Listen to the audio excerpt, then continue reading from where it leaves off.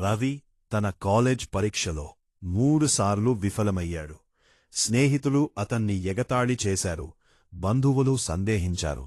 చివరికి అతడే తనపై నమ్మకం కోల్పోవడం ప్రారంభించినాడు. ఒక సాయంత్రం ఒక వృద్ధ కార్పెంటర్ విరిగిపోయిన చెక్క ముక్కను జాగ్రత్తగా అందమైన కుర్చీగా తయారు చేస్తున్నాడు అని రవి గమనించాడు. ఆసక్తిగా రవి అడిగాడు, "ఈ చెక్క ముక్క పాడైపోయింది కదా, ఎందుకు పారేలేదు?"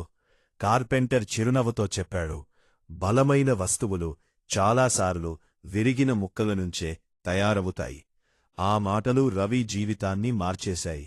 అతడు మరింత కష్టపడి చదివాడు, అపజయాన్ని భయపడడం మానేశాడు, ప్రతిరోజు ప్రయత్నము కొనసాగించాడు.